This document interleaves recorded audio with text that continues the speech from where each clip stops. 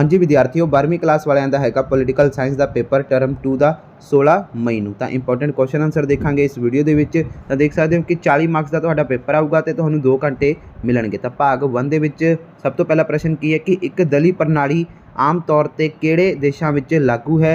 ਇਸ ਇੱਕ ਦਲੀ ਪ੍ਰਣਾਲੀ ਵਾਲੇ 2 ਦੇਸ਼ਾਂ ਦੇ ਨਾਂ ਦੱਸੋ। ਤਾਂ ਦੇਖੋ ਇੱਕ ਦਲੀ ਪ੍ਰਣਾਲੀ ਆਮ ਤੌਰ ਤੇ ਸਾਂਬਾਦੀ ਅਤੇ ਤਾਨਾਸ਼ਾਹੀ ਦੇਸ਼ਾਂ ਵਿੱਚ ਲਾਗੂ ਹੁੰਦੀ ਹੈ। ਚੀਨ ਅਤੇ ਜਿਹੜਾ ਹੈਗਾ ਕਿਊਬਾ ਇੱਕ ਦਲੀ ਪ੍ਰਣਾਲੀ ਵਾਲੇ ਦੇਸ਼ ਹਨ। ਪ੍ਰਸ਼ਨ ਦੂਸਰਾ ਰਾਜਨੀਤਿਕ ਦਲਾਂ ਤੇ ਹਿੱਤ ਸਮੂਹਾਂ ਵਿੱਚ ਕੋਈ 2 ਅੰਤਰ ਦੱਸੋ। ਤਾਂ ਦੇਖੋ ਰਾਜਨੀਤਿਕ ਦਲ ਇੱਕ ਰਾਜਨੀਤਿਕ ਸੰਗਠਨ ਹੁੰਦਾ ਹੈ ਜਦਕਿ ਹਿੱਤ ਸਮੂਹ ਕੋਈ ਰਾਜਨੀਤਿਕ ਸੰਗਠਨ ਨਹੀਂ ਹੁੰਦਾ ਹੈ। ਰਾਜਨੀਤਿਕ ਦਲ ਦਾ ਉਦੇਸ਼ ਸੱਤਾ ਪ੍ਰਾਪਤ ਕਰਨਾ ਹੁੰਦਾ ਹੈ ਜਦਕਿ ਹਿੱਤ ਸਮੂਹ ਦਾ ਉਦੇਸ਼ ਆਪਣੇ ਹਿੱਤਾਂ ਦੀ ਰੱਖਿਆ ਲਈ ਸਰਕਾਰ ਨੂੰ ਪ੍ਰਭਾਵਿਤ ਕਰਨਾ ਹੁੰਦਾ ਹੈ। ਤੀਸਰਾ ਪ੍ਰਸ਼ਨ ਸੰਯੁਕਤ ਰਾਸ਼ਟਰ ਸੰਘ ਦੀ ਸਥਾਪਨਾ ਕਦੋਂ ਹੋਈ ਅਤੇ ਵਰਤਮਾਨ ਸਮੇਂ ਇਸ ਦੇ ਕਿੰਨੇ ਮੈਂਬਰ ਹਨ। ਤਾਂ ਦੇਖੋ ਸੰਯੁਕਤ ਰਾਸ਼ਟਰ ਸੰਘ ਦੀ ਸਥਾਪਨਾ 24 ਅਕਤੂਬਰ 1945 ਵਿੱਚ ਹੋਈ। ਵਰਤਮਾਨ ਸਮੇਂ ਵਿੱਚ ਇਸ ਦੇ 193 ਠੀਕ ਹੈ ਜੀ ਜਿਹੜੇ ਹੈਗੇ ਆ ਦੇਸ਼ ਮੈਂਬਰ ਹਨ। ਉਸ ਤੋਂ ਬਾਅਦ ਪ੍ਰਸ਼ਨ ਚੌਥਾ ਸੰਯੁਕਤ ਰਾਸ਼ਟਰ ਸੰਘ ਨੇ ਸਰਵ ਵਿਆਪੀ ਮਨੁੱਖੀ ਅਧਿਕਾਰਾਂ ਦਾ ਐਲਾਨ ਕਦੋਂ ਕੀਤਾ ਤੇ ਮਨੁੱਖੀ ਅਧਿਕਾਰ ਦਿਵਸ ਹਰ ਸਾਲ ਕਦੋਂ ਮਨਾਇਆ ਜਾਂਦਾ ਹੈ। ਤਾਂ ਦੇਖੋ ਸੰਯੁਕਤ ਰਾਸ਼ਟਰ ਸੰਘ ਨੇ ਸਰਵ ਵਿਆਪੀ ਮਨੁੱਖੀ ਅਧਿਕਾਰਾਂ ਦਾ ਐਲਾਨ 10 ਦਸੰਬਰ 1948 ਨੂੰ ਕੀਤਾ ਅਤੇ ਮਨੁੱਖੀ ਅਧਿਕਾਰ ਦਿਵਸ ਹਰ ਸਾਲ 10 ਦਸੰਬਰ ਨੂੰ ਮਨਾਇਆ ਜਾਂਦਾ ਹੈ। ਭਾਗ ਦੂਸਰਾ ਦੇਖੋ ਹੁਣ ਇਹਦੇ ਵਿੱਚ ਕੀ ਹੈ ਕਿ ਕੋਈ 4 ਪ੍ਰਸ਼ਨ ਹੱਲ ਕਰਨੇ ਜ਼ਰੂਰੀ ਹਨ। ਹਰ ਇੱਕ ਦਾ ਉੱਤਰ 5 ਤੋਂ 7 ਵਾਕਾਂ ਵਿੱਚ ਦਿਓ। ਤਾਂ ਦੇਖੋ ਸਭ ਤੋਂ ਪਹਿਲਾ ਪ੍ਰਸ਼ਨ ਕੀ ਹੈ। ਪੰਜਵਾਂ ਪ੍ਰਸ਼ਨ ਰਾਜਨੀਤਿਕ ਦਲਾਂ ਦੇ ਕੋਈ 4 ਕਾਰਜਾਂ ਦਾ ਵਰਣਨ ਕਰੋ। ਤਾਂ ਦੇਖੋ ਲੋਕਮਤ ਦਾ ਨਿਰਮਾਣ ਕਰਨਾ। ਲੋਕਤੰਤਰੀ ਦੇਸ਼ ਵਿੱਚ ਰਾਜਨੀਤਿਕ ਦਲ ਲੋਕਮਤ ਦੇ ਨਿਰਮਾਣ ਵਿੱਚ ਜਿਹੜੇ ਹੈਗਾ ਬੜੀ ਸਹਾਇਤਾ ਕਰਦੇ ਹਨ। ਰਾਜਨੀਤਿਕ ਦਲ ਦੇਸ਼ ਦੀਆਂ ਸਮੱਸਿਆਵਾਂ ਨੂੰ ਸਪਸ਼ਟ ਕਰਕੇ ਜਨਤਾ ਦੇ ਸਾਹਮਣੇ ਰੱਖਦੇ ਹਨ ਅਤੇ ਉਹਨਾਂ ਨੂੰ ਹੱਲ ਕਰਨ ਦੇ ਸੁਝਾਅ ਵੀ ਦਿੰਦੇ ਹਨ ਜਿਸ ਦੇ ਨਾਲ ਲੋਕਮਤ ਦੇ ਨਿਰਮਾਣ ਵਿੱਚ ਬੜੀ ਮਦਦ ਮਿਲਦੀ ਹੈ। ਤੇ ਅੱਗੇ ਹੈ ਦੂਸਰਾ ਪੁਆਇੰਟ ਚੋਣ ਲੜਨਾ। ਰਾਜਨੀਤਿਕ ਦਲ ਦਾ ਮੁੱਖ ਕੰਮ ਜਿਹੜਾ ਹੈਗਾ ਚੋਣ ਲੜਨਾ ਹੈ। ਰਾਜਨੀਤਿਕ ਦਲ ਅਤੇ ਜਿਹੜੇ ਹੈਗੇ ਆਪਣੇ ਉਮੀਦਵਾਰ ਖੜੇ ਕਰਦੇ ਹਨ ਅਤੇ ਉਹਨਾਂ ਦੀ ਜਿਹੜੀ ਚੋਣਾਂ ਵਿੱਚ ਜਿੱਤ ਕਰਾਉਣ ਲਈ ਉਹਨਾਂ ਦੇ ਪੱਖ ਵਿੱਚ ਪ੍ਰਚਾਰ ਕਰਦੇ ਹਨ। ਠੀਕ ਹੈ ਜੀ। ਰਾਜਨੀਤਿਕ ਦਲ ਕਿਹੜੇ ਹੁੰਦੇ ਹਨ ਦੋਸਤੋ ਜਿਵੇਂ ਕਿ ਕਾਂਗਰਸ BJP ਆਮ ਆਦਮੀ ਪਾਰਟੀ ਇਹ ਰਾਜਨੀਤਿਕ ਦਲ ਹਨ। ਠੀਕ ਹੈ ਜੀ। ਤੇ ਇਹ ਵੋਟਾਂ ਲੜਦੇ ਹਨ ਤੇ ਉਸ ਤੋਂ ਬਾਅਦ ਇਹ ਜਿੱਤਦੇ ਹਨ MLA ਬਣਦੇ ਹਨ MP ਬਣਦੇ ਹਨ। ਠੀਕ ਹੈ ਜੀ। ਆਹ ਇੱਥੇ ਇਹੀ ਗੱਲ ਹੋ ਰਹੀ ਹੈ। ਤੇ ਉਸ ਤੋਂ ਬਾਅਦ ਕੀ ਹੈ ਕਿ ਸਰਕਾਰ ਬਣਾਉਣੀ। ਚੋਣਾਂ ਵਿੱਚ ਜਿਸ ਦਲ ਨੂੰ ਬਹੁਮਤ ਹਾਸਲ ਹੁੰਦਾ ਹੈ ਠੀਕ ਹੈ ਜੀ ਉਸ ਦਲ ਦੀ ਸਰਕਾਰ ਬਣਦੀ ਹੈ। ਸਰਕਾਰ ਦੀ ਸਥਾਪਨਾ ਕਰਨ ਤੋਂ ਬਾਅਦ ਸੱਤਾਧਾਰੀ ਦਲ ਆਪਣੀਆਂ ਨੀਤੀਆਂ ਜਾਂ ਫਿਰ ਚੋਣਾਂ ਵਿੱਚ ਕੀਤੇ ਗਏ ਵਾਅਦਿਆਂ ਠੀਕ ਹੈ ਜੀ ਨੂੰ ਜਿਹੜਾ ਹੈਗਾ ਅਮਲੀ ਰੂਪ ਦੇਣ ਦੇ ਯਤਨ ਕਰਦਾ ਹੈ। ਜਿਵੇਂ ਕਿ ਹੁਣ ਆਮ ਆਦਮੀ ਪਾਰਟੀ ਨੇ ਠੀਕ ਹੈ ਜੀ ਜਿਹੜਾ ਹੈਗਾ ਵਾ ਬਹੁਮਤ ਜਿਹੜਾ ਹੈਗਾ ਵਾ ਹਾਸਿਲ ਕੀਤਾ ਉਹਨਾਂ ਨੇ ਠੀਕ ਹੈ ਜੀ ਤੇ ਉਹਨਾਂ ਨੇ ਆਪਣੀ ਸਰਕਾਰ ਬਣਾਈ। ਤੇ ਹੁਣ ਦੋਸਤੋ ਜਿਹੜੇ ਹੈਗੇ ਸੱਤਾਧਾਰੀ ਦਲ ਜਿਹੜਾ ਆਪਣਾ ਨਤੀਜਾ ਜਾਂ ਫਿਰ ਚੋਣ ਵਿੱਚ ਉਹਨਾਂ ਨੇ ਜਿਹੜੇ ਵਾਅਦੇ ਕੀਤੇ ਸੀਗੇ ਜਿਵੇਂ ਕਿ ਆਮ ਆਦਮੀ ਪਾਰਟੀ ਨੇ ਵਾਅਦਾ ਕੀਤਾ ਸੀਗਾ ਕਿ ਜਿਹੜਾ ਹੈਗਾ ਬਿਜਲੀ ਬਿੱਲ 300 ਯੂਨਿਟ ਮਾਫ ਕਰਾਂਗੇ ਹਰ ਮਹੀਨੇ ਤੇ 2 ਮਹੀਨੇ ਦਾ 600 ਯੂਨਿਟ ਹੋ ਗਿਆ ਤਾਂ ਉਹਨੂੰ ਠੀਕ ਹੈ ਜੀ ਉਹ ਵਾਅਦਿਆਂ ਨੂੰ ਪੂਰਾ ਕਰੇਗੀ। ਜੁਲਾਈ ਦੇ ਵਿੱਚ ਕਹਿ ਰਿਹਾ ਕਿ ਬਿਜਲੀ ਫ੍ਰੀ ਹੋਊਗੀ ਤਾਂ ਇਹ ਜਿਹੜਾ ਹੈਗਾ ਇਸ ਨੂੰ ਅਸਲੀ ਰੂਪ ਦੇਣਾ ਯਾਨੀ ਕਿ ਅਮਲੀ ਰੂਪ ਦੇਣਾ ਠੀਕ ਹੈ ਜੀ ਯਤਨ ਕਰਦੇ ਹਨ ਤਾਂ ਉਸ ਨੂੰ ਹੀ ਦੋਸਤੋ ਇਹ ਕਹਿੰਦੇ ਹਨ। ਤੇ ਅਗਲਾ ਪੁਆਇੰਟ ਕੀ ਹੈ ਚੌਥਾ ਤਾਂ ਦੇਖੋ ਸਰਕਾਰ ਦੀ ਆਲੋਚਨਾ। ਵਿਰੋਧੀ ਦਲ ਸਰਕਾਰ ਦੀ ਆਲੋਚਨਾ ਕਰਦੇ ਹਨ ਅਤੇ ਸਰਕਾਰ ਨੂੰ ਜਿਹੜਾ ਹੈਗਾ ਠੀਕ ਹੈ ਮਨਮਾਨੀ ਕਰਨ ਤੇ ਰੋਕਦੇ ਹਨ। ਜਿਵੇਂ ਕਿ ਵਿਰੋਧੀ ਦਲ ਦੋਸਤੋ ਕੌਣ ਹੁੰਦਾ ਵਾ ਤਾਂ ਦੇਖੋ ਆਮ ਆਦਮੀ ਪਾਰਟੀ ਦੀ ਜਿਵੇਂ ਪੰਜਾਬ ਦੇ ਵਿੱਚ ਸਰਕਾਰ ਆ ਤਾਂ ਵਿਰੋਧੀ ਦਲ ਕੌਣ ਹੋਊਗੀ ਕਾਂਗਰਸ ਕਿਉਂਕਿ ਕਾਂਗਰਸ ਜਿਹੜੀ ਹੈਗੀ ਆ ਜਿਹੜੀ ਆਮ ਆਦਮੀ ਪਾਰਟੀ ਮੰਨ ਕੇ ਚਲੋ ਅਗਰ 92 ਸੀਟ ਜਿੱਤੀ ਆ ਤਾਂ ਇਸ ਤੋਂ ਬਾਅਦ ਜਿਹੜੀ ਸੀਟਾਂ ਜਿੱਤੀਆਂ ਨੇ ਕਾਂਗਰਸ ਨੇ ਜਿਵੇਂ ਕਿ ਮੰਨ ਕੇ ਚਲੋ 16 ਸੀਟਾਂ ਕਾਂਗਰਸ ਨੇ ਜਿੱਤੀਆਂ ਨੇ ਤਾਂ ਵਿਰੋਧੀ ਦਲ ਇੱਥੇ ਇਹ ਹੋਊਗਾ। ਠੀਕ ਹੈ ਜੀ। ਅਗਰ ਸ਼੍ਰੋਮਣੀ ਅਕਾਲੀ ਦਲ ਨੇ ਅਗਰ 17 ਸੀਟਾਂ ਜਿੱਤੀਆਂ ਹੁੰਦੀਆਂ ਤਾਂ ਵਿਰੋਧੀ ਦਲ ਸ਼੍ਰੋਮਣੀ ਅਕਾਲੀ ਦਲ ਹੁੰਦਾ ਮੇਨ। ਠੀਕ ਹੈ ਜੀ। ਬਟ ਦੋਸਤੋ ਜਿਹਨੇ ਕਿਉਂਕਿ ਇੱਥੇ ਹੁਣ ਕਾਂਗਰਸ ਆ ਜਿਹੜੀ ਉਹਨੇ 16 ਸੀਟਾਂ ਜਿੱਤੀਆਂ ਨੇ ਪਰ ਸ਼੍ਰੋਮਣੀ ਅਕਾਲੀ ਦਲ ਨੇ 4 ਸੀਟਾਂ ਜਿੱਤੀਆਂ ਨੇ ਤਾਂ ਇੱਥੇ ਜਿਹੜਾ ਹੈਗਾ ਵਿਰੋਧੀ ਦਲ ਦੋਸਤੋ ਕਾਂਗਰਸ ਦੇ ਪੱਖ ਦੇ ਵਿੱਚ ਜਾਊਗਾ ਤੇ ਉਹੀ ਦੋਸਤੋ ਆਲੋਚਨਾ ਕਰਨਗੇ। ਬਾਕੀ ਉਹ ਵੀ ਕਰ ਸਕਦੇ ਆ ਪਰ ਉਹਨਾਂ ਕੋਲ ਮੈਂਬਰ ਬਹੁਤ ਘੱਟ ਨੇ ਵਿਰੋਧੀ ਦਲ ਬਣਨ ਦੇ ਲਈ ਕਿਉਂਕਿ 4 ਠੀਕ ਹੈ ਜੀ ਤੇ ਕਿੱਥੇ 16। ਅੱਗੇ ਦੋਸਤੋ ਕੁਐਸਚਨ ਕੀ ਹੈ ਪ੍ਰਸ਼ਨ 6ਵਾਂ ਦੇਖੋ ਕੀ ਹੈ ਕਿ ਹਿੱਤ ਦੇ ਦਬਾਅ ਸਮੂਹਾਂ ਦੀ ਕੋਈ 4 ਵਿਸ਼ੇਸ਼ਤਾ ਦਾ ਵਰਣਨ ਕਰੋ। ਤਾਂ ਦੇਖੋ ਰਸਮੀ ਸੰਗਠਨ। ਹਿੱਤ ਦੇ ਦਬਾਅ ਸਮੂਹ ਦਾ ਪਹਿਲਾ ਲੱਛਣ ਇਹ ਹੈ ਕਿ ਰਸਮੀ ਤੌਰ ਤੇ ਸੰਗਠਿਤ ਵਿਅਕਤੀਆਂ ਦੇ ਸਮੂਹ ਹੁੰਦੇ ਹਨ। ਵਿਸ਼ੇਸ਼ ਸਵੈ ਹਿੱਤ ਠੀਕ ਹੈ ਹਿੱਤ ਦੇ ਜਿਹੜੇ ਹੈਗਾ ਦੋਸਤੋ ਵਾਅਦਾ ਦੀ ਸਥਾਪਨਾ ਦੇ ਆਧਾਰ ਤੇ ਠੀਕ ਕਿਸੇ ਵਿਸ਼ੇਸ਼ ਸਵੈ ਹਿੱਤ ਦੀ ਪੂਰਤੀ ਹੁੰਦਾ ਹੈ ਪਰ ਇਸ ਦਾ ਅਰਥ ਇਹ ਨਹੀਂ ਹੈ ਕਿ ਦਬਾਅ ਸਮੂਹਾਂ ਦੇ ਸਧਾਰਨ ਉਦੇਸ਼ਾਂ ਨਹੀਂ ਹੁੰਦੇ। ਅਨੇਕਾਂ ਦਬਾਅ ਸਮੂਹ ਵਿਸ਼ੇਸ਼ ਕਰਕੇ ਪੇਸ਼ੇਵਰ ਦਬਾਅ ਸਮੂਹ ਸਧਾਰਨ ਹਿੱਤਾਂ ਦਾ ਠੀਕ ਹੈ ਜੀ ਹੀ ਟੀਚਾ ਰੱਖਦੇ ਹਨ। ਫਿਰ ਵੀ ਇਸ ਗੱਲ ਵਿੱਚ ਸੱਚਾਈ ਹੈ ਕਿ ਵਿਸ਼ੇਸ਼ ਸਵੈ ਹਿੱਤ ਠੀਕ ਹੈ ਵੱਖ-ਵੱਖ ਵਿਅਕਤੀਆਂ ਨੂੰ ਇੱਕ ਸਮੂਹ ਵਿੱਚ ਬੰਨ੍ਹ ਕੇ ਰੱਖਦਾ ਹੈ। ਤੇ ਅੱਗੇ ਕੀ ਹੈ ਪੁਆਇੰਟ ਸਵੈ ਇੱਛੁਕ ਮੈਂਬਰੀ। ਹਿੱਤ ਦੇ ਦਬਾਅ ਸਮੂਹ ਦੀ ਮੈਂਬਰੀ ਸਵੈ ਇੱਛੁਕ ਹੁੰਦੀ ਹੈ। ਦਬਾਅ ਸਮੂਹ ਦੇ ਮੈਂਬਰ ਬਣਨਾ ਜਾਂ ਨਾ ਬਣਨਾ ਵਿਅਕਤੀ ਦੀ ਮਰਜ਼ੀ ਤੇ ਨਿਰਭਰ ਕਰਦਾ ਹੈ। ਕਿਸੇ ਵਿਅਕਤੀ ਨੂੰ ਕਿਸੇ ਵਿਸ਼ੇਸ਼ ਦਬਾਅ ਸਮੂਹ ਦਾ ਮੈਂਬਰ ਬਣਨ ਦੇ ਲਈ ਮਜਬੂਰ ਨਹੀਂ ਕੀਤਾ ਜਾ ਸਕਦਾ। ਜੇਕਰ ਕੋਈ ਵਿਅਕਤੀ ਕਿਸੇ ਦਬਾਅ ਸਮੂਹ ਦਾ ਮੈਂਬਰ ਬਣਨ ਦੇ ਬਾਅਦ ਇਹ ਮਹਿਸੂਸ ਕਰੇ ਕਿ ਉਸ ਦੀ ਜਿਹੜੇ ਹਿੱਤ ਉਸ ਨੂੰ ਸਮੂਹ ਵਿਸ਼ੇਸ਼ ਦੇ ਰਾਹੀਂ ਪੂਰੇ ਨਹੀਂ ਹੁੰਦੇ ਤਾਂ ਉਹ ਉਸ ਸਮੂਹ ਦੀ ਮੈਂਬਰਸ਼ਿਪ ਛੱਡ ਸਕਦਾ ਹੈ। ਉਸ ਤੋਂ ਬਾਅਦ ਕੁਐਸਚਨ ਪੁਆਇੰਟ ਕੀ ਹੈ ਕਿ ਰਾਜਨੀਤਿਕ ਸੱਤਾ ਪ੍ਰਾਪਤ ਕਰਨਾ ਉਦੇਸ਼ ਨਹੀਂ, ਯਾਨੀ ਕਿ ਹਿੱਤਾਂ ਦੇ ਦਬਾਅ ਸਮੂਹਾਂ ਦਾ ਉਦੇਸ਼ ਠੀਕ ਹੈ ਸਰਕਾਰ ਬਣਾਉਣਾ ਨਹੀਂ ਹੁੰਦਾ ਹੈ। ਤੇ ਉਸ ਤੋਂ ਬਾਅਦ ਪ੍ਰਸ਼ਨ 7ਵਾਂ ਦੇਖੋ ਕੀ ਹੈ, ਦੋ ਦਲੀ ਪ੍ਰਣਾਲੀ ਕੀ ਹੈ? ਕੋਈ ਦੋ ਦੇਸ਼ਾਂ ਦੇ ਨਾਂ ਦੱਸੋ ਜਿੱਥੇ ਦੋ ਦਲੀ ਪ੍ਰਣਾਲੀ ਲਾਗੂ ਹੋਇਆ। ਤਾਂ ਦੋਸਤੋ ਦੋ ਦਲੀ ਪ੍ਰਣਾਲੀ ਉਸ ਨੂੰ ਕਹਿੰਦੇ ਹਨ ਜਦੋਂ ਕਿਸੇ ਰਾਜ ਵਿੱਚ ਸਿਰਫ ਦੋ ਮੁੱਖ ਅਤੇ ਮਹੱਤਵਪੂਰਨ ਦਲ ਹੋਣ, ਪਰ ਇਸ ਦਾ ਜਿਹੜਾ ਅਰਥ ਨਹੀਂ ਹੈ ਕਿ ਦੋ ਦਲੀ ਪ੍ਰਣਾਲੀ ਵਿੱਚ ਤੀਸਰਾ ਦਲ ਠੀਕ ਹੈ ਹੋ ਹੀ ਨਹੀਂ ਸਕਦਾ। ਦੋ ਮੁੱਖ ਦਲ ਦੇ ਇਲਾਵਾ ਹੋਰ ਦਲ ਵੀ ਹੋ ਸਕਦੇ ਹਨ ਪਰ ਉਹਨਾਂ ਦਾ ਕੋਈ ਮਹੱਤਵ ਨਹੀਂ ਹੁੰਦਾ। ਜਿਵੇਂ ਕਿ ਇੰਗਲੈਂਡ ਅਤੇ ਅਮਰੀਕਾ ਵਿੱਚ ਦੋ ਦਲੀ ਪ੍ਰਣਾਲੀ ਨੂੰ ਅਪਣਾਇਆ ਗਿਆ ਹੈ। ਇੰਗਲੈਂਡ ਦੇ ਵਿੱਚ ਠੀਕ ਹੈ ਜਿਹੜੇ ਦੋ ਮੁੱਖ ਦਲਾਂ ਦੇ ਨਾਂ ਹਨ ਜਿਵੇਂ ਕਿ ਆਪਣਾ ਅਨੁਦਾਰ ਦਲ ਅਤੇ ਦੋਸਤੋ ਜਿਹੜਾ ਦੂਸਰਾ ਕੀ ਹੈ ਮਜ਼ਦੂਰ ਦਲ। ਇੰਗਲੈਂਡ ਵਿੱਚ ਇਹਨਾਂ ਦਲਾਂ ਤੋਂ ਇਲਾਵਾ ਹੋਰ ਦਲ ਵੀ ਹਨ ਜਿਵੇਂ ਕਿ ਉਦਾਰਵਾਦੀ ਅਤੇ ਸਾਮਵਾਦੀ ਦਲ, ਪਰ ਇਹਨਾਂ ਦਲਾਂ ਦਾ ਠੀਕ ਹੈ ਜੀ ਰਾਜਨੀਤੀ ਵਿੱਚ ਕੋਈ ਮਹੱਤਵ ਨਹੀਂ ਹੈ। ਅਸਲ ਵਿੱਚ ਅਨੁਦਾਰ ਦਲ ਅਤੇ ਮਜ਼ਦੂਰ ਦਲ ਦਾ ਹੀ ਜਿਹੜਾ ਰਾਜਨੀਤਿਕ ਵਿੱਚ ਮਹੱਤਵ ਹੈ। ਅਮਰੀਕਾ ਵਿੱਚ ਦੋ ਦਲ ਹੀ ਮਹੱਤਵਪੂਰਨ ਹਨ, ਇਹਨਾਂ ਦੇ ਨਾਂ ਹਨ ਦੋਸਤੋ ਕੀ ਹਨ? ਰਿਪਬਲਿਕਨ ਦਲ ਠੀਕ ਹੈ ਜੀ ਤੇ ਉਸ ਤੋਂ ਬਾਅਦ ਡੈਮੋਕ੍ਰੈਟਿਕ ਦਲ। ਤੇ ਪ੍ਰਸ਼ਨ 8ਵਾਂ ਦੇਖੋ ਕੀ ਹੈ ਕਿ ਭਾਰਤ ਤੇ ਪਾਕਿਸਤਾਨ ਵਿਚਾਲੇ ਤਣਾਅ ਦੇ ਕੋਈ 4 ਕਾਰਨਾਂ ਦਾ ਵਰਣਨ ਕਰੋ। ਤਾਂ ਦੇਖੋ ਪਾਕਿਸਤਾਨ ਵਿੱਚ ਅਧਿਕਾਰਤ ਕਸ਼ਮੀਰ, ਭਾਰਤ ਅਤੇ ਪਾਕਿਸਤਾਨ ਵਿਚਾਲੇ ਤਣਾਅ ਦਾ ਮੁੱਖ ਕਾਰਨ ਕਸ਼ਮੀਰ ਦੇ ਕੁਝ ਹਿੱਸਿਆਂ ਉੱਤੇ ਪਾਕਿਸਤਾਨ ਦਾ ਗੈਰ ਕਾਨੂੰਨੀ ਕਬਜ਼ਾ ਹੈ। ਪਾਕਿਸਤਾਨ ਅਧਿਕਾਰਤ ਕਸ਼ਮੀਰ POK ਜਿਹੜਾ ਕਿ ਭਾਰਤ ਦਾ ਅਟੁੱਟ ਹਿੱਸਾ ਹੈ। ਕਾਰਗਿਲ ਦੀ ਲੜਾਈ ਵਿੱਚ ਹੈਗਾ ਠੀਕ ਹੈ ਜਿਹੜਾ ਕਾਰਗਿਲ ਲੜਾਈ ਵੀ ਹੈਗੀ ਹੈ ਜਿਹੜੀ ਦੋਹਾਂ ਦੇਸ਼ਾਂ ਵਿੱਚ ਤਣਾਅ ਦਾ ਕਾਰਨ ਹੈ। ਪਾਕਿਸਤਾਨ ਨੇ ਧੋਖੇ ਨਾਲ ਭਾਰਤੀ ਖੇਤਰ ਵਿੱਚ ਕਾਰਗਿਲ ਦੀਆਂ ਪਹਾੜੀਆਂ ਉੱਤੇ ਕਬਜ਼ਾ ਕਰ ਲਿਆ। ਭਾਰਤ ਨੇ ਬਹਾਦਰੀ ਨਾਲ ਲਗਭਗ 1000 ਪਾਕਿਸਤਾਨੀ ਸੈਨਿਕਾਂ ਨੂੰ ਮਾਰ ਗਿਰਾਇਆ ਤੇ ਆਪਣਾ ਇਲਾਕਾ ਵਾਪਿਸ ਲੈ ਲਿਆ। ਉਸ ਤੋਂ ਬਾਅਦ ਕੀ ਹੈ ਪਾਕਿਸਤਾਨ ਵੱਲੋਂ ਜਿਹੜਾ ਹੈਗਾ ਆਤੰਕਵਾਦੀਆਂ ਨੂੰ ਸਮਰਥਨ ਦੇਣਾ ਠੀਕ ਹੈ। ਪਾਕਿਸਤਾਨ ਲਗਾਤਾਰ ਭਾਰਤ ਦੇ ਵਿਰੁੱਧ ਆਤੰਕਵਾਦੀਆਂ ਨੂੰ ਸਮਰਥਨ ਦਿੰਦਾ ਰਹਿੰਦਾ ਹੈ।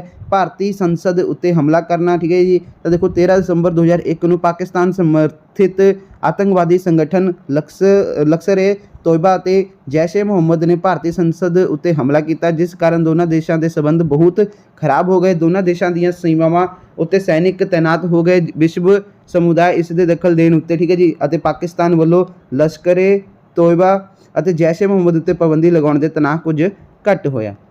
ਉਸ ਤੋਂ ਬਾਅਦ ਦੇਖੋ 9ਵਾਂ ਪ੍ਰਸ਼ਨ ਕੀ ਹੈ ਆਪਣਾ ਕਿ ਰਾਸ਼ਟਰੀ ਏਕੀਕਰਨ ਦੇ ਰਾਹ ਵਿੱਚ ਆਉਣ ਵਾਲੀਆਂ 4 ਰੁਕਾਵਟਾਂ ਦੇ ਵਰਣਨ ਕਰੋ। ਤਾਂ ਦੇਖੋ ਕੀ ਹੈ ਦੇਖੋ ਭਾਸ਼ਾ, ਸਭ ਤੋਂ ਪਹਿਲਾਂ ਕੀ ਹੈ ਆਪਣੀ ਭਾਸ਼ਾ। ਤਾਂ ਦੇਖੋ ਭਾਰਤ ਇੱਕ ਬਹੁਭਾਸ਼ੀ ਰਾਜ ਹੈ, ਹਮੇਸ਼ਾ ਹੀ ਰਿਹਾ ਹੈ। ਭਾਸ਼ਾ ਦੇ ਆਧਾਰ 'ਤੇ ਅੰਦੋਲਨ ਦੇ ਜਿਹੜੇ ਹੈਗੇ ਦੰਗੇ ਫਸਾਦ ਹੁੰਦੇ ਰਹਿੰਦੇ ਹਨ। ਭਾਸ਼ਾ ਦੀ ਸਮੱਸਿਆ ਜਿਹੜੀ ਰਾਸ਼ਟਰੀ ਅਖੰਡਤਾ ਲਈ ਖਤਰਾ ਬਣ ਚੁੱਕੀ ਹੈ। ਤੇ ਖੇਤਰਵਾਦ ਜਾਂ ਫਿਰ ਜਿਹੜਾ ਹੈਗਾ ਪ੍ਰਾਂਤਵਾਦ ਦਾ ਅਰਥ ਹੈ ਕਿ ਸਮੁੱਚੇ ਰਾਸ਼ਟਰ ਦੀ ਜਿਹੜੀ ਹੈਗੀ ਨਿਸਬਤ ਕਿਸੇ ਖੇਤਰ ਪ੍ਰਤੀ ਸਨੇਹ ਰੱਖਣਾ। ਤੇ ਭਾਰਤ ਵਿੱਚ ਖੇਤਰਵਾਦ ਦੀ ਇਹ ਸਮੱਸਿਆ ਬਹੁਤ ਗੰਭੀਰ ਹੈ, ਇੱਕ ਦੇਸ਼ ਵਿਆਪੀ ਸਿਧਾਂਤ ਬਣ ਗਿਆ ਹੈ। ਇਹ ਰਾਸ਼ਟਰੀ ਏਕੀਕਰਨ ਦੇ ਰਾਹ ਵਿੱਚ ਇੱਕ ਬਹੁਤ ਵੱਡੀ ਰੁਕਾਵਟ ਬਣ ਗਿਆ ਹੈ। ਤੀਸਰਾ ਪੁਆਇੰਟ ਕੀ ਹੈ ਜਾਤੀਵਾਦ ਦੀ ਸਮੱਸਿਆ ਜਿਹੜੀ ਹੈਗੀ ਹੈ ਨੇ ਵੀ ਰਾਸ਼ਟਰੀ ਏਕੀਕਰਨ ਦੇ ਰਾਹ ਵਿੱਚ ਰੁਕਾਵਟ ਪਾਈ ਹੈ। ਇਸ ਦਾ ਜਿਹੜੀ ਸਮੱਸਿਆ ਦਾ ਸੰਬੰਧ ਪਹਿਲੇ ਰਾਸ਼ਟਰੀ ਏਕਤਾ ਸੰਮੇਲਨ ਵਿੱਚ ਭਾਸ਼ਣ ਦਿੰਦੇ ਹੋਏ ਉਸ ਵੇਲੇ ਦੇ ਉਪ ਰਾਸ਼ਟਰਪਤੀ ਠੀਕ ਹੈ ਜਿਹੜੇ ਹੈਗੇ ਆ ਡਾਕਟਰ ਰਾਧਾ ਕ੍ਰਿਸ਼ਨ ਨੇ ਕਿਹਾ ਸੀ ਕਿ ਭਾਵੇਂ ਕਿ ਜਾਤੀ ਦਾ ਇੱਕ ਸਮਾਜਿਕ ਬੁਰਾਈ ਦੇ ਰੂਪ ਵਿੱਚ ਅੰਤ ਹੋ ਰਿਹਾ ਹੈ ਪਰ ਫਿਰ ਵੀ ਠੀਕ ਹੈ ਜੀ ਹੁਣ ਉਸ ਨੇ ਇੱਕ ਰਾਜਨੀਤਿਕ ਅਤੇ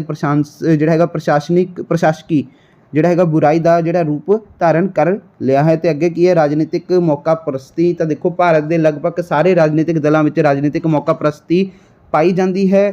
ਰਾਜਨੀਤਿਕ ਮੌਕਾ ਪ੍ਰਸਤੀ ਰਾਸ਼ਟਰੀ ਚਰਿੱਤਰ ਦਾ ਨਿਰਮਾਣ ਨਹੀਂ ਹੋਣ ਦਿੰਦੀ। ਉਸ ਤੋਂ ਬਾਅਦ ਦੋਸਤੋ ਪ੍ਰਸ਼ਨ 10ਵਾਂ ਕਿ ਪੰਚਸ਼ੀਲ ਕੀ ਹੈ। ਤਾਂ ਦੇਖੋ ਪੰਚਸ਼ੀਲ ਦੇ ਸਿਧਾਂਤ ਲਿਖੋ। ਭਾਰਤ ਦੀ ਵਿਦੇਸ਼ ਨੀਤੀ ਦਾ ਇੱਕ ਹੋਰ ਮਹੱਤਵਪੂਰਨ ਭਾਗ ਪੰਚਸ਼ੀਲ ਹੈ ਜੋ ਕਿ ਭਾਰਤ ਦੀ ਅੰਤਰਰਾਸ਼ਟਰੀ ਰਾਜਨੀਤੀ ਨੂੰ ਇੱਕ ਮਹੱਤਵਪੂਰਨ ਦੇਣ ਹੈ। ਇਹ ਸਿਧਾਂਤ 1954 ਵਿੱਚ ਬੜਾ ਹਰਮਨ ਪਿਆਰਾ ਹੋਇਆ ਜਦੋਂ ਭਾਰਤ ਅਤੇ ਚੀਨ ਵਿਚਕਾਰ ਜਿਹੜਾ ਤਿੱਬਤ ਦੇ ਸਵਾਲ ਤੇ ਸੰਧੀ ਹੋਈ। ਰਾਜਾਂ ਵਿੱਚ ਜਿਹੜਾ ਹੈਗਾ ਮਿੱਤਰਤਾਪੂਰਨ ਸੰਬੰਧੀ ਬਣਾਈ ਰੱਖਣ ਲਈ 5 ਸਿਧਾਂਤਾਂ ਦੀ ਰਚਨਾ ਕੀਤੀ ਜਿਸ ਨੂੰ ਪੰਚਸ਼ੀਲ ਦੇ ਨਾਂ ਨਾਲ ਬੁਲਾਇਆ ਜਾਂਦਾ ਹੈ। ਭਾਰਤ ਵੱਲੋਂ ਜਦੋਂ ਵੀ ਕੋਈ ਫੈਸਲਾ ਅੰਤਰਰਾਸ਼ਟਰੀ ਮਾਮਲਿਆਂ ਬਾਰੇ ਲਿਆ ਜਾਂਦਾ ਤਾਂ ਉਹ ਇਹਨਾਂ 5 ਸਿਧਾਂਤਾਂ ਦੇ ਸਾਹਮਣੇ ਰੱਖ ਕੇ ਠੀਕ ਹੈ ਜੀ ਲਿਆ ਜਾਂਦਾ। ਭਾਰਤ ਨੇ ਸਦਾ ਯਤਨ ਕੀਤਾ ਹੈ ਕਿ ਇਹਨਾਂ 5 ਸਿਧਾਂਤਾਂ ਨੂੰ ਬਾਕੀ ਦੇਸ਼ ਦੀ ਪ੍ਰਵਾਨ ਕਰਨ ਲਈ ਠੀਕ ਹੈ ਜੀ ਜਿਹੜੇ ਹੈਗੇ ਆ ਇਹ ਸਿਧਾਂਤ ਹਨ। ਤਾਂ ਦੇਖੋ ਕੀ ਹਨ। ਤਾਂ ਦੇਖੋ ਰਾਸ਼ਟਰ ਨੂੰ ਠੀਕ ਹੈ ਜੀ ਇੱਕ ਦੂਸਰੇ ਦੀ ਜਿਹੜੀ ਹੈਗੀ ਆ ਪ੍ਰਦੇਸ਼ਿਕ ਜਿਹੜੀ ਹੈਗੀ ਅਖੰਡਤਾ ਅਤੇ ਜਿਹੜੀ ਹੈਗੀ ਹੈ ਪਰਪਸਤਾ ਜਿਹੜੀ ਹੈਗੀ ਇਹਦਾ ਆਦਰ ਕਰਨਾ ਚਾਹੀਦਾ ਹੈ। ਕਿਸੇ ਰਾਸ਼ਟਰ ਨੂੰ ਦੂਸਰੇ ਰਾਸ਼ਟਰ ਉੱਤੇ ਹਮਲਾ ਨਹੀਂ ਕਰਨਾ ਚਾਹੀਦਾ ਹੈ।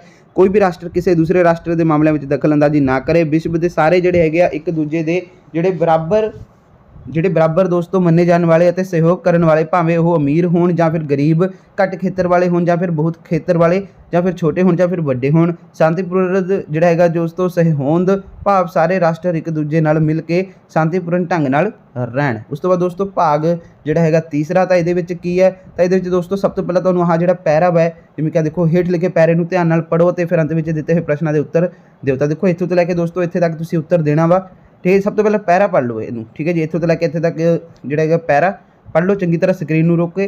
हाँ जी, तुसीं पढ़ लो पहले इनू, ठीक है जी। हाँ जी, आई होप दोस्तों तुसीं पढ़ लिया होना। तो देखो पहला प्रश्न की है कि किहड़ा अंतरराष्ट्रीय संगठन है, तो मिलान करो। तो दोस्तों इहदे विच जिहड़ा हैगा, ठीक है, UNO जिहड़ा हैगा एक अंतरराष्ट्रीय संगठन है। उस तो बाद क्वेश्चन की है दूसरा, तो देखो हेठ लिखिया विचों कौन सारक दा मैंबर नहीं है, तो दोस्तों वो चीन, ठीक है जी। उस तो बाद दोस्तों की है कि UNO दी जिहड़ी हैगी आ दोस्तों महासभा नूं संसार दी विधान पालिका कहा जाता है। उस तो बाद क्वेश्चन की है कि देश वालों जिहड़ा हैगा खेतरी ते अंतरराष्ट्रीय संगठन क्यों बनाए जाते हैं, तो आपसी मित्रता ते शांति की स्थापना लई देश वालों खेतरी ते अंतरराष्ट्रीय संगठन जिहड़े हैगे बनाए जाते हैं। उस तो बाद दोस्तों भाग तुहाडा चौथा आ जाएगा। तो देखो अंदरूनी विकल्प विचों एक एक प्रश्न करो, उत्तर देवो, 10 तो 15 वाकां विच दिओ। तो देखो विरोधी धिर पार्टी की भूमिका ते महत्ता नूं दर्शाउंदे होए विरोधी धिरां दे 6 कारजां दा, ठीक है, जिहड़ा हैगा वर्णन करो। तो देखो आलोचना, विरोधी दल दोस्तों जिवें कि मैं तुहानूं दस चुकिया वा कि विरोधी दल कौन हुंदा वा, ठीक है, जिहदी सरकार बन जाती है, ठीक है जी, वो तो चलो सत्ताधारी हो जाती है।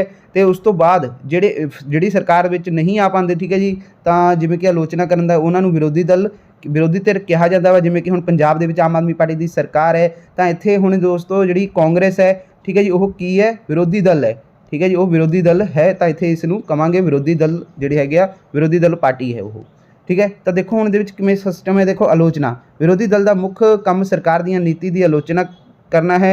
विरोधी दल यह आलोचना, ठीक है जी, मंत्रिमंडल के मैंबर के वक्-वक् सवाल पूछ के वाद विवाद या फिर अविश्वास प्रस्ताव पेश करके करता है। जो सत्ताधारी दल संसद में बजट पेश करता है, तो विरोधी दल जिहड़ा हैगा वल्लों आलोचना शिखर की आलोचना, ठीक है जी, करके उस जिहड़े हैगे फिरके नूं जागरूक कर दिंदा है, जिस नाल, ठीक है, जिहड़े उस उत्ते सरकार दी नीतियां दा असर पैना हुंदा है।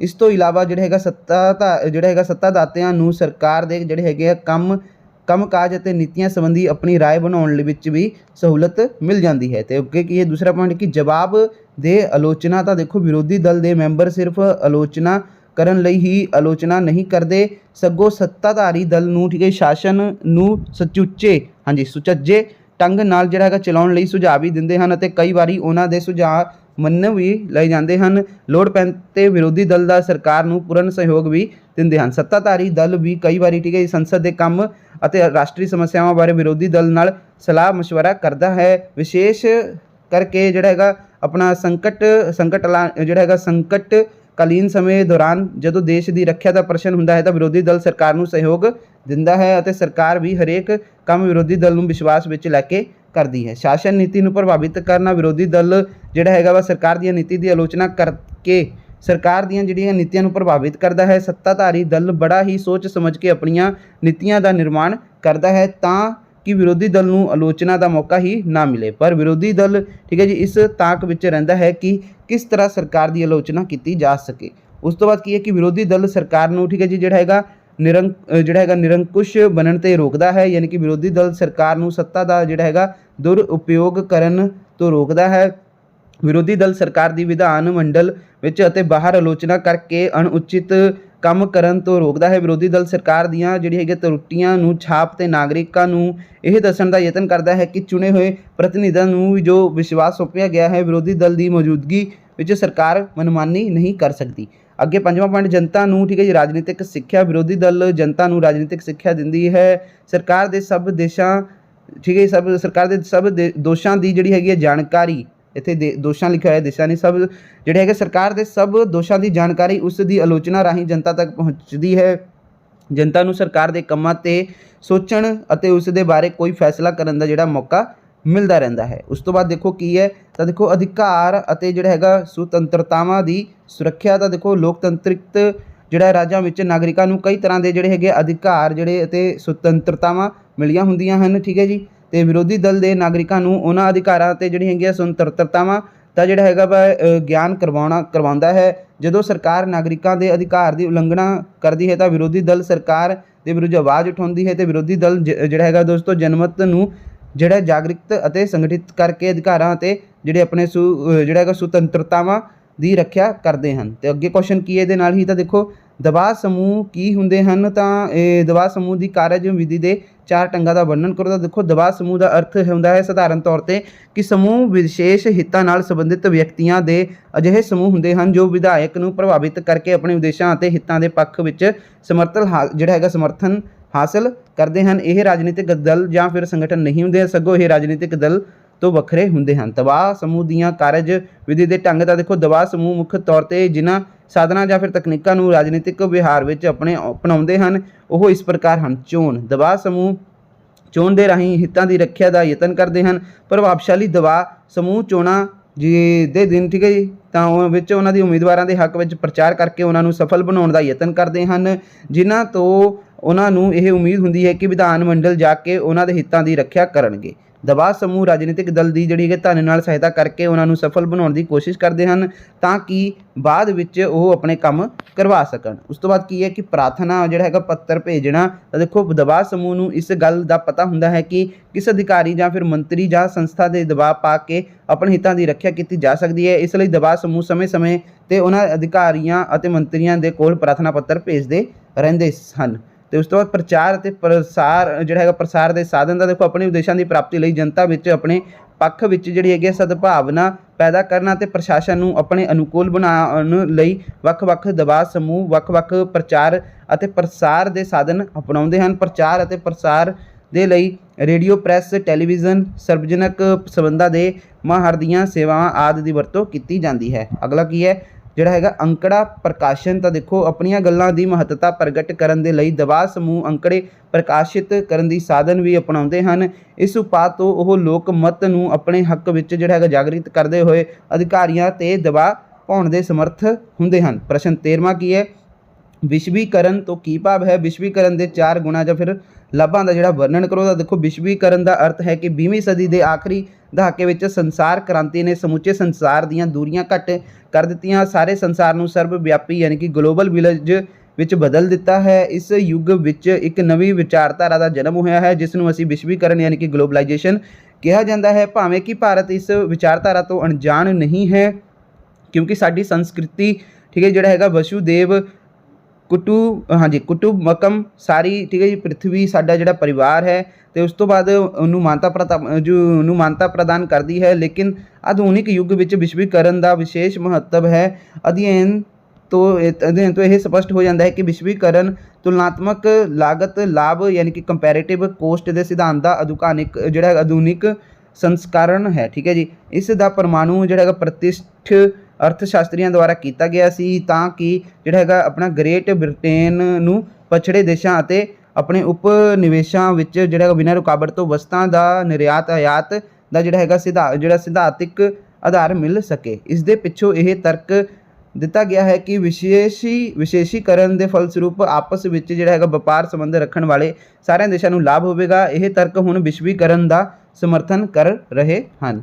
ਉਸ ਤੋਂ ਬਾਅਦ ਦੇਖੋ ਕੀ ਹੈ ਤਾਂ ਵਿਸ਼ਵੀਕਰਨ ਦੇ ਗੁਣ, ਤਾਂ ਦੇਖੋ ਵਿਸ਼ਵੀਕਰਨ ਦੇ ਜਿਹੜੇ ਹੈਗਾ ਤੇਜ਼ੀ ਨਾਲ ਬਦਲਦੇ ਹੋਏ ਅੰਤਰਰਾਸ਼ਟਰੀ ਵਾਤਾਵਰਣ ਵਿੱਚ ਬਹੁਤ ਜ਼ਰੂਰੀ ਪ੍ਰਕਿਰਿਆ ਹੈ। ਇਹ ਮੌਜੂਦ ਅਤੇ ਲਗਾਤਾਰ ਵੱਧ ਰਹੀ ਹੈ। ਅੰਤਰਰਾਸ਼ਟਰੀ ਅਤੇ ਜਿਹੜਾ ਹੈਗਾ ਵਾ ਨਿਰਭਰਤਾ ਦਾ ਸੁਭਾਵਿਕ ਵਿਕਾਸ ਹੈ। ਵਿਸ਼ਵੀਕਰਨ ਦੀ ਜਿਹੜੀ ਹੈਗੀ ਪ੍ਰਕਿਰਿਆ ਨਾਲ ਜੁੜਨ ਤੋਂ ਇਲਾਵਾ ਅੱਜ ਵਿਕਾਸਸ਼ੀਲ ਰਾਸ਼ਟਰਾਂ ਦੇ ਕੋਲ ਵਿਕਾਸ ਦਾ ਕੋਈ ਹੋਰ ਬਦਲ ਨਹੀਂ ਹੈ। ਵਿਸ਼ਵੀਕਰਨ ਦੇ ਕਾਰਨ ਪੂੰਜੀ ਦੀ ਗਤੀਸ਼ੀਲਤਾ ਵਧੀ ਹੈ। ਇਸ ਦਾ ਜਿਹੜਾ ਹੈਗਾ ਚਲਨ ਅੰਤਰਰਾਸ਼ਟਰੀ ਪੱਧਰ ਤੇ ਹੋਇਆ ਹੈ। ਇਸ ਨਾਲ ਜਿਹੜਾ ਹੈਗਾ ਵਿਕਾਸਸ਼ੀਲ ਦੇਸ਼ਾਂ ਦੀ ਅੰਤਰਰਾਸ਼ਟਰੀ ਮੁਦਰਾ ਕੇਸ ਅਤੇ ਵਿਸ਼ਵ ਬੈਂਕ ਵਰਗੀਆਂ ਸੰਸਥਾਵਾਂ ਤੇ ਨਿਰਭਰਤਾ ਘੱਟ ਹੋਈ। ਭਾਵੇਂ ਕਿ ਵਿਸ਼ਵੀਕਰਨ ਦੀ ਪ੍ਰਕਿਰਿਆ ਵਿੱਚ ਕੁਝ ਦੋਸ਼ ਹਨ ਲੇਕਿਨ ਇਸ ਨਾਲ ਇਹ ਪ੍ਰਕਿਰਿਆ ਵਿਅਰਥ ਨਹੀਂ ਹੋ ਜਾਂਦੀ। ਅਸਲ ਵਿੱਚ ਵਿਸ਼ਵੀਕਰਨ ਦੀ ਪ੍ਰਕਿਰਿਆ ਅਜੇ ਆਰੰਭਿਕ ਦੌਰ ਵਿੱਚ ਹੈ। ਜਦੋਂ ਇੱਕ ਵਾਰ ਇਹ ਪ੍ਰਕਿਰਿਆ ਪੂਰੀ ਹੋ ਕੇ ਅਸਲੀ ਠੀਕ ਹੈ ਜੀ ਜਿਹੜੀ ਅਰਥਾਂ ਵਿੱਚ ਵਿਸ਼ਵ ਵਿਆਪੀ ਗਲੋਬਲ ਬਣ ਜਾਵੇਗੀ ਤਾਂ ਇਹ ਸਮੁੱਚੇ ਵਿਸ਼ਵ ਦੇ ਨਿਰੰਤਰ ਜਿਹੜਾ ਹੈਗਾ ਵਿਕਾਸ ਦਾ ਸਾਧਨ ਬਣੇਗੀ। ਇਸ ਪ੍ਰਕਿਰਿਆ ਦੇ ਦੁਆਰਾ ਲਗਾਤਾਰ ਸਥਾਈ ਰੂਪ ਨਾਲ ਚੱਲਣ ਵਾਲਾ ਜਿਹੜਾ ਵਿਕਾਸ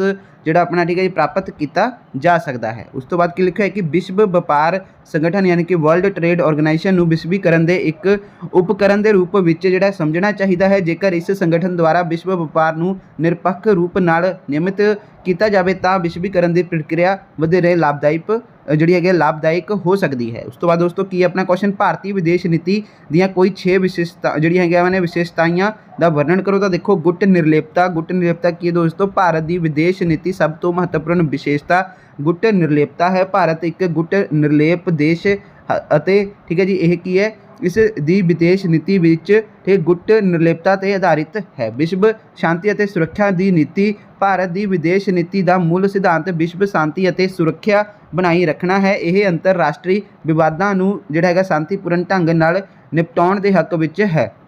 ਉਸ ਤੋਂ ਬਾਅਦ ਕੀ ਲਿਖਿਆ ਹੋਇਆ ਇਹਨਾਂ ਨੇ ਕਿ ਸਾਮਰਾਜਵਾਦੀਆਂ ਅਤੇ ਬਸਤੀਵਾਦੀਆਂ ਦਾ ਵਿਰੋਧ, ਭਾਰਤ ਖੁਦ ਬ੍ਰਿਟਿਸ਼ ਸਾਮਰਾਜ ਦਾ ਸ਼ਿਕਾਰ ਰਿਹਾ ਹੈ, ਜਿਸ ਕਾਰਨ ਭਾਰਤ ਨੇ ਹਮੇਸ਼ਾ ਠੀਕ ਹੈ ਜਿਹੜਾ ਸਾਮਰਾਜਵਾਦ ਅਤੇ ਬਸਤੀਵਾਦ ਦਾ ਵਿਰੋਧ ਕੀਤਾ ਹੈ। ਉਸ ਤੋਂ ਬਾਅਦ ਕਿ ਹੋਰਨਾਂ ਦੇਸ਼ ਜਿਹੜੇ ਹੈਗੇ ਠੀਕ ਹੈ ਜੀ ਉਹਨਾਂ ਨਾਲ ਮਿੱਤਰਤਾਪੂਰਨ ਸੰਬੰਧ, ਭਾਰਤ ਦੀ ਵਿਦੇਸ਼ ਨੀਤੀ ਦੀ ਇੱਕ ਹੋਰ ਵਿਸ਼ੇਸ਼ਤਾ ਇਹ ਹੈ ਕਿ ਭਾਰਤ ਵਿਸ਼ਵ ਦੇ ਹੋਰਨਾਂ ਦੇਸ਼ਾਂ ਨਾਲ ਚੰਗੇ ਸੰਬੰਧ ਬਣਾਉਣ ਲਈ ਹਮੇਸ਼ਾ ਤਿਆਰ ਰਹਿੰਦਾ ਹੈ। ਉਸ ਤੋਂ ਬਾਅਦ ਕੀ ਲਿਖਿਆ ਹੋਇਆ ਹੈ ਕਿ ਨਿਸ਼ਸਤਰੀਕਰਨ ਦਾ ਸਮਰਥਨ, ਭਾਰਤ ਦੀ ਵਿਦੇਸ਼ ਨੀਤੀ ਦਾ ਮਹੱਤਵਪੂਰਨ ਪਹਿਲੂ ਨਿਸ਼ਸਤਰੀਕਰਨ ਦਾ ਸਮਰਥਨ ਹੈ। ਭਾਰਤ ਨੇ ਸਦਾ ਹੀ ਨਿਸ਼ਸਤਰੀਕਰਨ ਦਾ ਸਮਰਥਨ ਕੀਤਾ ਹੈ। ਭਾਰਤ ਦਾ ਅਟਲ ਵਿਸ਼ਵਾਸ ਹੈ ਕਿ ਹਥਿਆਰਾਂ ਦੀ ਦੌੜ ਵਿੱਚ ਸਥਾਈ ਵਿਸ਼ਵ ਸ਼ਾਂਤੀ ਦੀ ਸਥਾਪਨਾ ਨਹੀਂ ਹੋ ਸਕਦੀ। ਤੇ ਉਸ ਤੋਂ ਬਾਅਦ ਕੀ ਹੈ ਪੰਚਸ਼ੀਲ, ਤਾਂ ਦੇਖੋ ਭਾਰਤ ਦੀ ਵਿਦੇਸ਼ ਨੀਤੀ ਦਾ ਇੱਕ ਹੋਰ ਮਹੱਤਵਪੂਰਨ ਭਾਗ ਹੈ ਪੰਚਸ਼ੀਲ, ਜੋ ਕਿ ਭਾਰਤ ਦੀ ਰਾਸ਼ਟਰੀ ਰਾਜਨੀਤੀ ਨੂੰ ਇੱਕ ਮਹੱਤਵਪੂਰਨ ਦੇਣ ਹੈ। ਇਹ ਸਿਧਾਂਤ 1954 ਵਿੱਚ ਬੜਾ ਹੀ ਹਰਮਨ ਪਿਆਰਾ ਹੋਇਆ ਜਦੋਂ ਭਾਰਤ ਅਤੇ ਚੀਨ ਵਿਚਕਾਰ ਤਿੱਬਤ ਦੇ ਸਵਾਲ 'ਤੇ ਸੰਧੀ ਹੋਈ।